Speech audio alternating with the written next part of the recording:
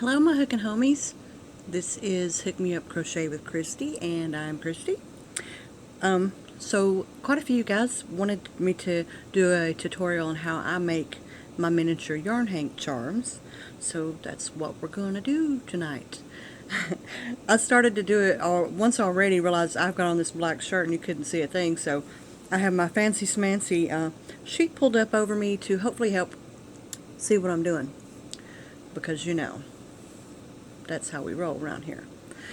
So you don't have to just make them into these kind of charms. You can make them into stitch markers. You can make them into earrings. You can put them on a chain and wear them as a necklace. You can use them for zipper pulls. You can put them on your keychain. And just all kind of things. And they're quite fun to make. They're really quick to make. Once I got the hang of it, I was able to turn one out just every couple of minutes. It's crazy how easy they actually are. So let's get started. You'll need a thin yarn, and I'm going to be using the Premier Wool-Free Sock yarn because it's a really thin yarn. And you'll need a crochet hook, nothing too huge, nothing real small, just you'll learn as you make a couple what size works best for you, and you'll see why I say that here in just a minute. You'll need something that you're going to wrap your yarn around, of course. And when you're choosing what you're going to wrap the yarn around, take into consideration that your finished hank is going to be a fraction of the full length that you're wrapping it. You see the difference? I'm going to wrap it this length right here, but it's only going to, the finished product's going to be about like that. Okay, so this is just a little clipboard that I have, and I have never measured it, but I'm thinking it's about, I don't know, what, maybe 3.5 inches, something like that. Not sure. Okay, so you want to, when you start to wrap it, leave a tail. I don't know, it doesn't matter how long really you leave it. I try to leave 1.5 to 2 inches. And then I normally go around it about 10 to 12 times. So I'm going to do that right now.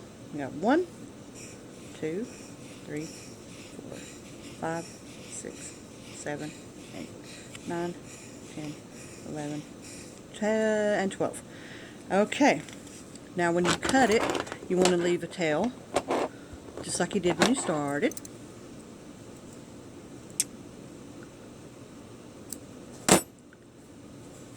And this is what you have. You have a tail on either side of it, and you want to tie that in a knot. And let's see if I am talented enough to hold this in frame and hold the little clipboard and tie it all at the same time, shall we? Let's just find out. So that's once around, and I'm going to need to go around one more time. Yeah, okay, there we go, it's on. I got it. Well, now you want to take it off of whatever you wrapped it around and make sure that your fingers touch. You want to keep that hole open because you're going to come in now with your hook like that and just twist it until it feels tight but not too tight. You'll get a feel for the tension, once you've made a few of them. And here where you've got it pinched, you want to run the hook in that hole right there, like that. And give it a little pull. It'll almost naturally twist itself, usually. If it doesn't, you may not have twisted it enough times. But normally, that's not a problem. You see it? Now this is the part I like the least. You've got to take one tail and pull it through here till it comes out the other side. And sometimes it works and sometimes it doesn't. Sorry if I'm popping in and out of frame. I'm trying not to.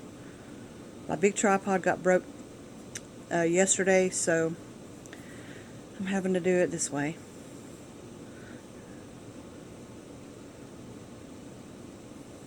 Oh, what do you know? Look at that. So now your tails are on each end, and you just bring those up and tie them in a knot as well.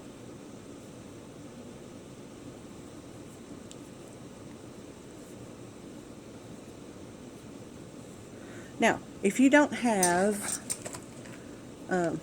something like this or any other kind of ring to put it on, you could just leave your tail a little bit longer, tie a knot up here, and let that be the whole entire, charm. Nothing wrong with that at all. But I cut it off for what I'm making. Get rid of the tails. I have my chain of these large jump rings, which I should have had this already taken off. But this is not the first time I'm trying to do this tutorial, so I didn't have it ready. Okay.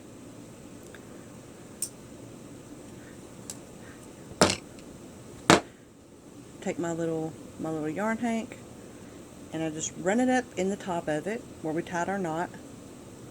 Super, super easy. And my little charm hangers here, or whatever they're called, they have holes in them already. I don't know if you can see that, but they do. And so I just run it up on the jump ring, which, there again, is not easy to do and stay in frame. Let me get a hold of it better here. And I know you guys can't see what I'm doing at all, but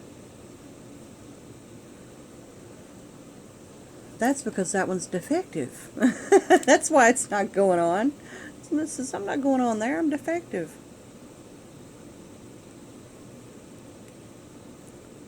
Okay, here we go. So what's up on there, and I'm just come in with my pliers and close the jump ring. But as far as making the little hanks themselves, I hope that tutorial was clear, and if it's not, and if I need to redo it, just let me know, and I will. I don't mind to redo it. But this is how I make mine. And let me know if you guys make them. I would love to know. Alright, I hope you guys enjoy it, and if you liked the tutorial, please don't forget to give me a thumbs up. The thumbs have been really lacking lately. A lot of people watching, quite a few replying, but not as many thumbs. So I would really appreciate it, guys. And love to everybody, and have a great night.